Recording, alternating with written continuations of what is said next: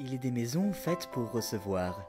L'accès du salon et de la salle à manger y est facile, les parties privées sont bien séparées des pièces de réception, la cuisine en est proche, mais pas trop. Un logement quel qu'il soit n'est pas seulement fait pour ceux qui doivent y habiter en permanence, il doit aussi être susceptible d'offrir pour quelques heures un séjour agréable à des hôtes d'occasion. Ces deux fonctions ne sont pas incompatibles, loin de là. Ce qui est agréable pour vos invités coïncide généralement avec ce qui peut l'être pour vous, et vice-versa.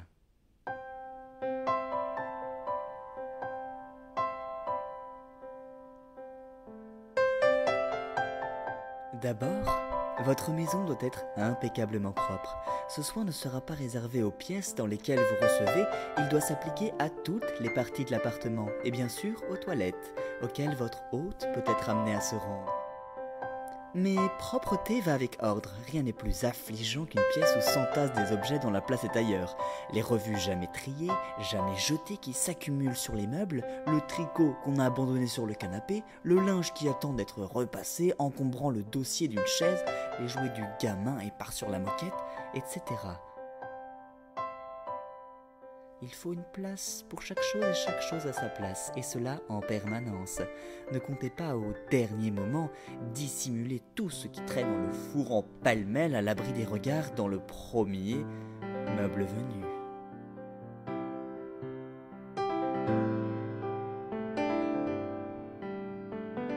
La baronne Staff dit qu'on ne doit admettre en sa maison que des choses belles, jolies, vraiment originales ou utiles. Et ce dictateur des bonnes manières qui se flattait d'avoir l'esprit démocratique s'expliquait. Elle n'engageait nullement ses lecteurs à acheter des objets d'art si leurs moyens leur interdisaient ce luxe, mais elle leur recommandait de ne pas accumuler des bibelots insignifiants qui sont généralement laids et qui ne font qu'encombrer. Mieux vaut un ou deux beaux objets qu'une accumulation de petits riens affligeants. Vous devez veiller tout particulièrement à ce que vos hôtes soient bien installés, c'est-à-dire dans des sièges confortables et tant au salon qu'à table, qu'ils disposent d'un espace suffisant pour la liberté de leurs mouvements. N'invitez de manière générale pas plus de monde que vous n'avez de siège confortable. Pas de table coincée à 20 cm du canapé, obligeant les gens qui y sont assis à se contorsionner pour placer les jambes dans l'étroite ruelle qui leur est octroyée. Si vous n'avez pas de place, prévoyez un jeu de petites tables gigognes. Choisissez de préférence vos fauteuils bas et moelleux.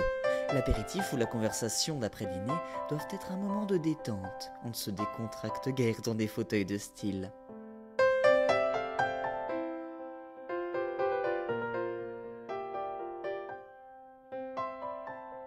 Vous choisirez vos nappes en fonction des couleurs et du style de votre intérieur, comme de ceux de votre vaisselle, et leurs dimensions devront impérativement être commandées par celles de votre table. Les nappes tombant jusqu'au sol font de très jolies tables, tant que les chaises ne sont pas rapprochées, créant les plis souvent disgracieux dans la retombée.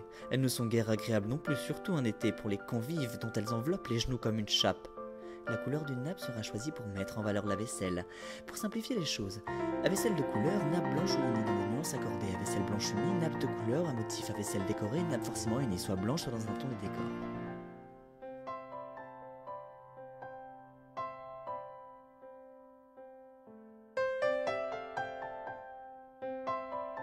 Mais l'agrément d'une maison ne dépend pas que de sa disposition, de ses couleurs, ni des facilités qu'elle offre.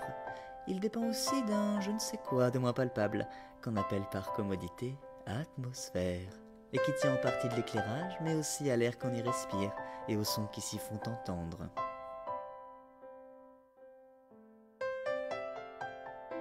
Il y a 3 ou 4 sources classiques d'odeurs désagréables, le sanitaire, la cuisine, le tabac et les animaux mal tenus. Rien n'est plus agréable dans une maison que la présence d'un animal. Vous adorez votre chien ou votre chat. Vous ne vous lassez pas de le regarder vivre. Vous vous extasiez sur son intelligence, sur sa beauté. Vous lui passez tous ses caprices. C'est votre droit. Cela ne vous gêne pas d'avoir le cuir de vos fauteuils ou le velours de vos rideaux lacérés par les griffes des chats, les pieds de table ou la reliure de vos livres rongés par la dent du chien. Vous supportez les cernes équivoques sur la moquette. Vous acceptez les taches de graisse sur votre parquet. Libre à vous.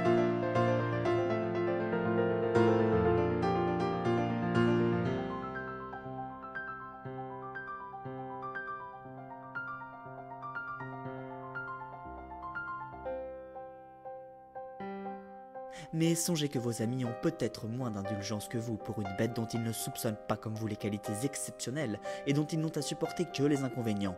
Peut-être ne sont-ils pas ravis de s'installer avec une robe fraîche ou un pantalon clair dans le vieux fauteuil réservé d'ordinaire à Médor ou à Minet, avec l'idée qu'ils s'enlèveront couverts de poils, abandonnés par le charmant animal. Peut-être trouveront-ils consternant, eux, le spectacle de votre mobilier ravagé, de vos tapis douteux. Peut-être ne supporteront pas l'odeur fade qui flotte chez vous et qu'habitué comme vous l'êtes, vous ne sentez même plus, à moins de soins extrêmes, une maison qui héberge une ménagerie est rarement aussi propre et aussi accueillante qu'une maison sans animaux.